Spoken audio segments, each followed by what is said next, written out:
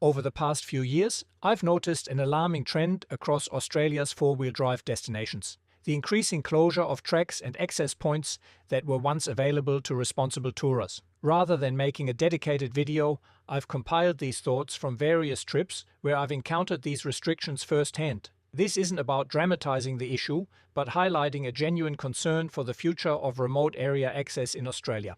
While most of my observations in this compilation come from a recent Victorian high country trip, I've witnessed this same troubling pattern across New South Wales for several years now. The list of closures continues to grow. Numerous tracks in Ourimbah, NSW State Forests, Gardens of Stone State Conservation Area, Daniel Point Road, Road to the Nunes Campground, Geese Arm South, where gates have been installed marking imminent closure, Mount Airlie reportedly facing closure, and the can opener.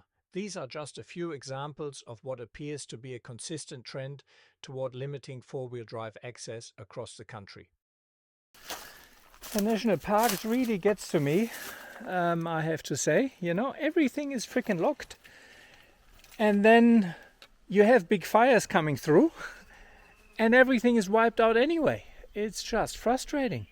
I mean, here, have a look, Jordan's Trail.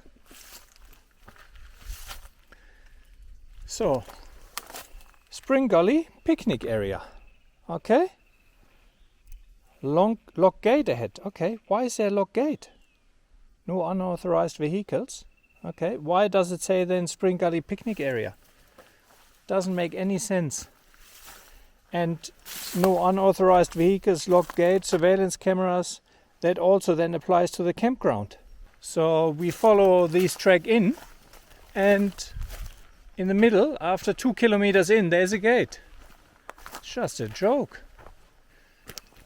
And clearly here it shows Guy Fawkes River, 7.5 kilometers. Steep walk down to the river. Supervised children. Ladies and gentlemen, we're on day 4 and facing an unexpected change of plans, or rather improvising one, since nearly every iconic track in this area is closed. McFarlane and Cobra's track, closed. Deddick's track, closed. Davis Plains track, closed. And has been for years in some sections. This pattern of persistent closures raises serious questions about the Victorian government's ambition to establish the Great Forest National Park, which would add 355,000 hectares to the existing protected areas. How can they justify expanding when they're struggling to maintain and provide access to what they already manage? What we're witnessing is deeply concerning, a steady lockup of public land under the guise of maintenance, erosion control or environmental protection, yet these closed areas rarely reopen. The 2019 to 2020 bushfires alone burned over 1.5 million hectares in Victoria, causing catastrophic environmental damage. By comparison, the impact of responsible four-wheel drivers keeping to established tracks is minuscule. This track closure approach creates a problematic cycle. With fewer accessible areas, visitors concentrate in the remaining open spaces, increasing pressure on those environments. For regions like the high country, there's also significant economic impact. Our group fueled up in Jindabyne, bought supplies, enjoyed coffees and ice creams. All revenue that these communities depend on. Looking at the bigger picture, these track closures appear to align with Australia's commitment to the 30 by 30 initiative, part of the United Nations Agenda 2030 framework, which aims to place 30% of Australia's land and sea under protection by 2030. While biodiversity conservation is vital, there's legitimate concern about whether this approach balances environmental protection with maintaining public access to these lands. The critical question remains, can we protect these areas while still allowing Australians to responsibly experience them? The evidence suggests that well-managed recreational access creates environmental stewards rather than destroyers. When people experience these magnificent landscapes firsthand, they develop a deeper connection and commitment to preserving them for future generations. This framing acknowledges the conservation goals while emphasizing that protection and responsible access aren't mutually exclusive concepts. Conservation shouldn't mean exclusion of the public from their own land. The current approach doesn't address the real issues. National Parks Victoria needs adequate funding and a more effective model to target those who do the wrong thing. The minority who litter, destroy tracks, through irresponsible driving and damage these environments. On-the-spot substantial fines during peak periods would create an immediate deterrent, with word spreading quickly through social media and four-wheel drive communities. Perhaps we need to consider alternatives like the American model for treks such as the Rubicon Trail, establishing permit systems for multi-day adventures on designated routes, or maybe requiring association with accredited four-wheel drive clubs where basic driver training and environmental ethics are taught. What's clear is that the current trend of simply locking down our natural heritage isn't working. These lands belong to all Australians, and the ability to responsibly access them is something worth protecting. What do you think is the solution? I'd genuinely like to hear your thoughts in the comments section below. We just came across a decent tree down here on Limestone Creek Track, and as responsible four-wheel drivers, we cleared the track, and I couldn't count how often we did track clearance on our four-wheel drive travels. I couldn't count how often we collected rubbish from other people and carried that out. So four-wheel drivers, while there are a few, bogans who do the wrong thing, four-wheel drivers, I think in general, probably do the right thing. So when national parks would come around and clear that track, I don't know when that would be. Given all the closures I see, probably never. So I think four-wheel drivers are vital in keeping tracks open, because keep in mind, you can lock up everything, but that means it is not driven at all. National parks would have far more tracks to maintain. And I guess we have seen what happens when there are no access roads, for example, in the Wollamai National Park in New South Wales, when these big fires come.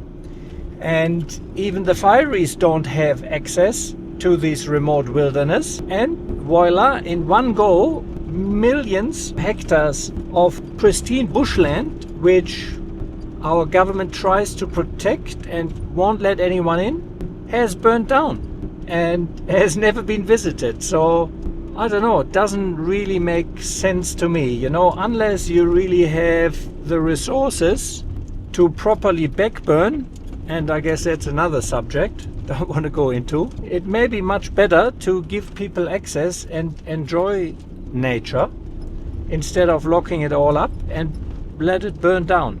Anyway, just my 2 bob's worth. And I have to say, and you probably hear it, I am fairly frustrated how it is all going here. And this trip now here to the Snowy River National Park certainly highlights the issues I also see happening in New South Wales with constant closures of tracks. I want to ramble a little bit more on, because I think it's always easy to point out the problems but no solutions. While I don't say that I have the solutions, I thought about a few things. I mean, one of the most common thing is, the few bogans, the people who do the wrong things, spoil it for us. And while these people certainly exist, no question about it, and they do a lot of damage. In comparison, the damage what fires, for example, do is minuscule, number one. But number two, we can't orientate our life and dumb everything down and lock everything up, because there is a minority, and I would say it is a minority, of people doing the wrong thing and spoiling it for everyone else. Because, you don't have to be a rocket scientist to realize that after a while you have a very big part of the population who is very unhappy, because all the recreational activities, which is maybe four-wheel driving, it may be just being out in the bush, enjoying the nature, it may be bushwalking, it may be fossicking, it may be horse riding here, mountain biking, motorcycle riding. If you're not allowed to do any of that anymore, or you have so few areas that everyone concentrates into that areas, I think it leaves a pretty unhappy constituent of voters, in the long run. So I don't think it is the right approach to lock everything up. So, few ideas I have. Tasmania, for example, has for certain tracks access restrictions. So you have to get a key. So it gives it a bit of control who did the track one. So definitely one option, access control. In the US, you have some of the iconic tracks which you have to book in advance. That again means access control. You can also limit the numbers. So what I could see, for example, create a few 3-4 day tracks. And keep in mind, under tracks, not everything needs to be graded and needs to be accessible by a Subaru Forester. Yes, I know they are capable. You know, we need these kind of stuff for all types of four-wheel driving there. We need tracks like these which have technical and challenging bits in. And I think we already have plenty of opportunities and landmarks you can access with a two-wheel drive. I think there's plenty there. And more of the four-wheel drive attractions are converted to two-wheel drives, and that is not the right approach. That is done by some pencil pushers in the government who probably never out actual four-wheel driving.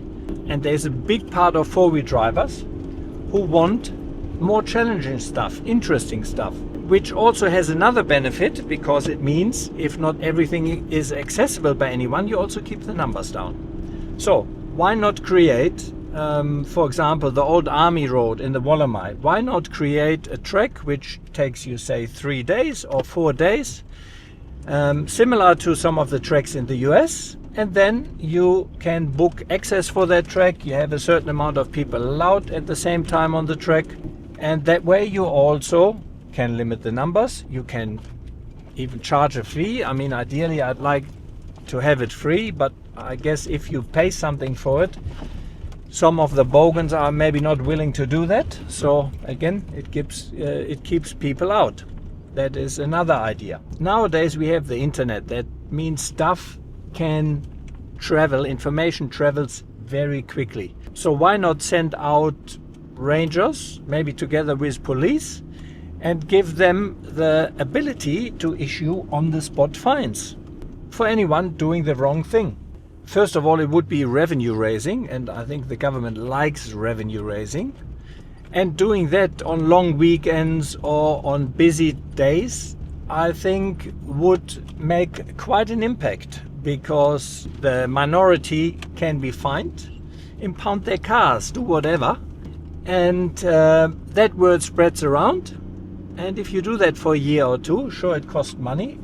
I think it would greatly reduce the amount of bullshit going on in the parks. I personally also would be happy, for example, to pay for a Victorian National Parks pass, similar to what there is in New South Wales, if that would mean that national parks keep stuff open